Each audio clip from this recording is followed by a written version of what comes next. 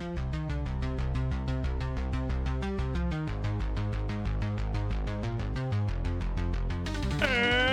welcome back, ladies and gentlemen, Gungans, George, Kiata, Mundi, Coneheads, whatever you might be. Let me tell you, it's great to be in the Empire today. You're watching Arnold Hownet News, the only news you'll ever need because you have no other choice. People, we have no other choice but to get ready for probably several AHNs tonight. Today in this video, we have the Tarkin rework details, and we got news of another faction that's going to be required for the new Order 66 raid. Y'all might not be too happy about that one. We'll get to it when we get to it, and I'm assuming later on today, we're also going to have the Scorch kit reveal, so people buckle in. We have a little bit of details about Scorch in this Tarkin kit reveal, but let's just take it one step at a time, and we'll talk about Scorch when that kit reveal drops. So come on over. Grand Moff Tarkin, once upon a time, this guy did have a rework. It wasn't the craziest rework of all time, but yours truly, you know, we made the most out of it. I had a good time, but let's be real. Minus the dabbing Datacron that he would have, or he would just nuke people for 5 trillion damage. Largely an irrelevant character in this game, minus some conquest feats that might require things like, you know, critical chance down, offense down, things of that nature. Well, in this rework that we have today, it's first off meant to give us a primary way of using both dark side clone teams inside a 3v3 Grand Arena. And there's, you know, some nice things that improve its performance in general in an Empire lineup. So we'll talk about that in a moment, my friends. I want to bring this to your attention. They finally posted the kit reveal for SM33. We've already went over it. We don't have to worry about going over the kit reveal again, but there's something very important that is noted here that you should know about in case you are someone that's like, you know what? I'm not too worried about SM33. Doesn't seem too important right now, which you're right. He's not too important right now. However, they're doing something that I wasn't too crazy about that they did for the new Bad Batch team. Well, let me just bring it to it. Gary, can you show these lovely people what we have here? Well, here's what we got. If you guys take a look at this part right here, what will pirates be used for? Pirates will be an allowed faction in the upcoming raid. Yeah. While most will not be in the game upon the raid's launch, they will show up fashionably late to swoop in and take advantage of the chaos. So there you have it, folks. Kind of like they had issues with the Bad Batch Season 3 characters where they were supposed to tie in with some other event, whatever happened, plans changed. They kind of forced it into the new raid as a requirement. And it's like, all right, well, now they're doing it a second time where pirates don't really feel too thematic with an Order 66 raid, if indeed it's going to take place at the temple. There's a lot of oddities with this raid as well, like Lord Vader not being a requirement. So yeah, a lot of weird stuff going on. I'm not a fan of this. It's already bad enough. I prefer the old raid model, and now they already kind of boxes into only using a few teams, and now they're weird teams. Yeah, I'm not too crazy about this. Another thing to point out though, we have already Hondo Sound on emphasis as the pirates. We're going to be getting more. We also have more pirates that will be released, and in total, they plan on building 2 pirate squads, the leaders of which are coming in the next era. So no details yet, but this isn't just going to be maybe 2 more pirates and that's it in SM33. We're supposed to build 2 full pirate squads, 2 5v5 squads, 2 3v3 squads. I don't know, Joe, but all I know is that this is very odd, very weird with these raid requirements stuff. And I feel like we keep straying further and further from what made the OG raids pretty awesome. But hey, you know what? We'll have to learn more as that comes around, but let's learn about this Tarkin kit reveal rework that we have. One of my favorite things in Galaxy of Heroes is when you open up the game and all of a sudden a character you have built up just got a whole lot better. Now, I don't know if this is going to be General Grievous, Mace Windu level reworks of that nature, but it looks like it's going to be better than before. And of course, giving you a way to use your dark side clones if you don't have Lord Vader, or more importantly, using all of your dark side clones in 3v3 Grand Arena. So let's take a look at it. Hey folks, CG Mouse here with some details on the Grand Moff Tarkin update. With the introduction of our new Dark Side Clone Troopers, we wanted to have a secondary leader that could lead them into battle with their release. While their main home was intended to be under the mighty Lord Vader, we wanted a second option for non-Lord Vader owners and a way to add more viability in 3v3 GAC. It doesn't feel good if you build up a whole new faction, Dark Side clones, and you only can use 2 of them in 3v3, so they're giving us a way to make sure we're using all of them. All of Tarkin's ability descriptions have been revised using our modern style guide, and you know, this is such a nerd thing that always bothered me. I'm glad they're addressing it. They are standardizing his damage type so that all abilities now deal special damage rather than a mix of special and physical. So the update's not in place yet, but it always bothered me that his basic deal dealt physical damage, and his special did special damage. It always bothered me because you're splitting your damage between two groups. I want to focus all in on one to get the most damage possible. So I'm glad they're addressing that. So now they're just going to basically, I guess, ignore physical offense and just focus solely on the special offense that we have here. So that was something that always bothered me.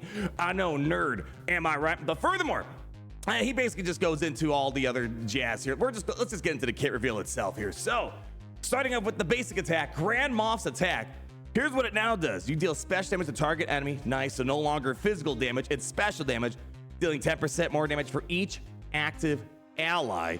And they changed it instead of each living ally. And an additional 10% damage for each active dark side clone trooper ally. So there we go. Already getting a little sprinkling of dark side clone loving. So all right. So you get an extra 40% damage if you have a full team of dark side clones. And furthermore, instead of 50% potency stacking, he's now gaining 100% potency stacking until the next time ultimate firepower is used. I mean, I'm sure most of you guys understand how Tarkin works. The whole point of him is to build up his offense, to get as high as possible. So ultimate firepower, well, has ultimate firepower and nukes out fools. So being able to get basically double the potency gains on the basic, yeah, that's kind of nice. And another thing that's kind of nice, it doesn't say on his turn, right? It could just be when someone's calling him to assist potentially. So keep that in mind. Next up, the ultimate firepower itself. So now what it does, deals special damage to all enemies and remove 50% of their turn rate. So basically the same thing as before, just some minor language changes. But now this attack deals more damage equal to double Tarkin's potency percentage. Again, still kind of similar. They just changed the language up a little bit. But here's the dark side clone trooper clause. If all other allies are dark side clone troopers, so unfortunately can't do any hybrid stuff, deal an additional instance of damage equal to double of Tarkin's potency percentage. Yeah, that sounds nice. Again, it's all about how's that special damage going to look now. Also, furthermore, how's that new potency percentage going to be? But it seems like you're double timing it now.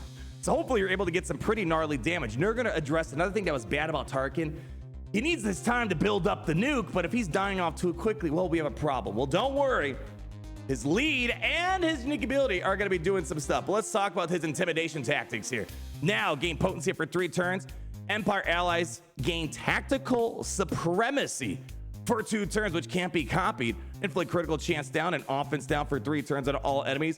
And then rebel enemies can't resist these debuffs. And then gain 50% turn rate for each debuffed enemy. So you still have your critical chance on your offense down. Now, unless I'm missing something, your tactical supremacy, that is not ringing the doorbells here right now. That might be something new or something very Gary. Let's go ahead. Let's do a quick scan. Let's see if we can find a tactical supremacy clause. Bring him over real quick.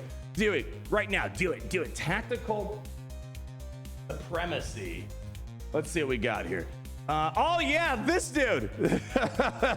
Is this the guy right here that has all the, yeah, look at this. No wonder why I forgot what this is, because you know who else has it? Admiral Trench. Check it out. Here's what we have. So you got tactical supremacy here, which gives you 30% critical damage, and check it out, potency. Recover 10% protection at the start of his turn. If dispelled, recover 40% health and gain advantage and force every 2 turns at the end of that turn. So there we go. So guys, you got to give me a pass. You know, who uses Admiral Trench nowadays? What am I kidding? He's the most underrated best conquest unit of all time. What does that mean? I don't know. But anyways, all cool stuff here. I like what they have cooking here. Again, just he's a support character. He didn't feel very supporty before. Now he's going to be granting a lot of extra buffs and more control on the enemy team. And yeah, I love this. Gain 50% turn for each debuff enemy. So again, trying to connect the dots, getting the debuffs out, and trying to quickly transition into an ultimate dab on the fools over there. Now the leader ability. Here's where we're going to start addressing one of the problems I had at this guy, which was durability. Now you get 30% max health protection, and you still keep that 30 extra speed. Back then, the 30 speed was actually quite a big deal. It's great they're keeping it, but they're also giving an extra layer of bulkage. And as we're going to see here, it looks like Scorch might be a tank, so I'm hoping this is going to make Scorch extra thick. Again, we don't have the kit reveal right now. Patience, my friends, patience. You're going to flick defense down and expose for 2 turns on enemies that fall below 100% up during Empire allies turns, which can't be resisted. Basically the same thing that existed before. But now we have the 3v3 Grand Arena Omicron, and it's got some verbiage on it, let's say that. While you're through the Grand Arena, and all other allies are dark side clone troopers, so basically Disguised Clone Trooper and Scourge seem to be destined for this team in 3v3, while CX2 and Oppo stay on Lord Vader.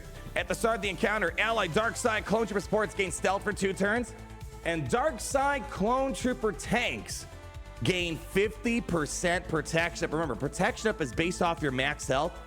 And if you're going to be getting a 30% max health at the beginning, and Scorch, if he is going to be a tank, because we have no Dark Side tank clones right now, I mean, basic deduction would suggest Scorch is going to be the tank, and it can't be dispelled, and Scorch gains 5 stacks of Bulwark. Now, I know we have stable Bulwark, which is something that is more common on, for example, the, the Fury Class Interceptor, right? Basically, if this, what are you going to get here? What you're going to get is, 100% defense, offense, 50% max health, max protection, critical chance, critical damage, and now it says the first time the ship is reduced to 1%, it recovers 100% health and gains a bonus turn. So I don't know if this is the status effect that they're referring to. It's only on the Fury Class Interceptor, but this is stable Bulwark unless they're changing the name, and this is just Bulwark. So again, we'll probably learn more about it. Maybe we're gonna have some Bulwark on Scorch whenever the kit reveal drops. Whenever a Dark Side Clone Trooper ally uses a special ability, this is what I was saying. Tarkin's going to assist, and what does that mean? When he's assisting, he's gonna be able to ramp up his potency. Remember, it's not just on his turn. Anytime he's using his basic, calling to assist, whether on his turn, it feels like this guy's gonna be landing hot nukes on the enemy team. We're gonna be hearing tactical nuke incoming! At least that's the hope. Again, it all sounds great on paper. Constantly getting 100% potency. Man, it would be great if this guy can like land consistent 100K hits. I'm getting ahead of myself though. Whenever an enemy evades or resists a debuff from a Dark Side Clone Trooper ally, Tarkin gains 5% turn meter, recovers 10% health. Very nice, right? So again, you're getting penalized if they're resisting or evading. Common things, what sucks about a debuff, if it's not applying, it's like, ah, shoot, well, that sucks. You're getting something out of it at the end of the day, whether it applies or not. Furthermore, whatever intimidation tactics is used, dispel buffs on all enemies and inflict them with daze for 2 turns. You know what this is? This is not just an Omicron for the lead. You think of it like this is 2 Omicrons in 1. They could have easily made this into an Omicron for intimidation tactics. So I'm a big fan of this. It's kind of taking a few things, lumping them together. And I guess if you want, you could even assume this is 3 Omicrons in 1. Man, I'm loving this so far because it's also applying extra effects on ultimate firepower. Whenever ultimate firepower is used, inflict fear on all enemies for 1 turn, which can't be copied, dispelled, or resisted. Enemies can't be revived. Can I read that one more time? When he uses ultimate firepower, he inflicts fear on all enemies. People, I want you to appreciate this. Listen, we need to catch a W when we can around these parts. This is a character that's already free to play in your roster. A lot of people get him without even thinking twice about it. You have to build him up anyways for a variety of stuff out there for ships and galactic legend requirements. And fear is a high, it's kind of a high priority type of debuff out there. And they're just giving it to him here. Granted, only 3v3, but nonetheless, that's a nice set of stuff that he's got baked in here. And we can't forget about the unique ability here, Callous Conviction. At the start of battle, Grand Moff Tarkin gains 50% potency stack for each other Empire ally. Whereas before, it was Tarkin gains defense equal to his potency percentage and 20% potency per debuffed enemies. Way better now, but you still get this. Tarkin gains defense equal to 20%, equal to his potency, and 20% potency stacking for each debuffed enemy. So they're still keeping what was there before, but it's so much better. We have so much more potency cooking in the kitchen, which hopefully means more damage. Hopefully means way more durability, but that's not all, folks. We're gonna get Billy Mays in here to tell you about the last part. At the start of each encounter, Tarkin gains 50% protection up again, based off of max health. And this is on the unique ability. And it's not saying anywhere it has to be all Dark Side clones. So there might be some viability with him outside of a full Dark Side clone team. Obviously not nearly as powerful compared to when he's in a full Dark Side clone team, but still, this just works regardless. And the first time Tarkin falls below 50% health, he gains 50% bonus protection for 3 turns. And finally, whenever an Empire ally inflicts a debuff, Tarkin recovers 5% health and protection. So again, maybe you could use this in a standard Palpatine lineup. A lot of debuffs, Darth Vader as well. If you're able to just get out there and then anytime Empire allies are inflicting debuffs, he's able to passively survive through that. People, again, I'm not sure if this is going to be a Grievous. I mean, to be fair, Grievous's rework wasn't the best. It took a while. It took until they fixed Magna Guard and Grievous, and then they took until Relics before Grievous finally saw the full picture of his rework. But, you know, at the end of the day, this is a heck of a lot better than where Tarkin is currently in this game.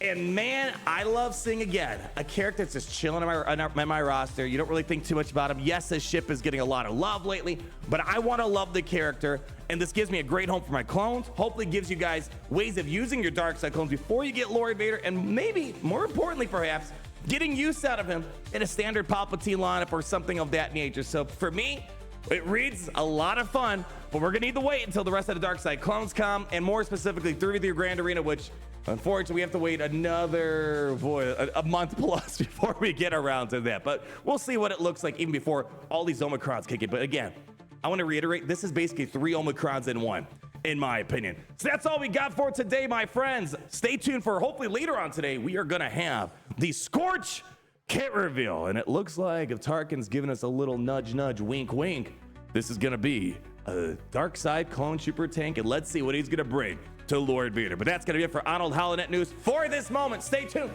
I hope we meet again very shortly, but whether it's now, tomorrow, yesterday, it's very simple, my friends. I need you to always remember how it's great to be in the Empire today. Oh, it's great to be in the Empire today.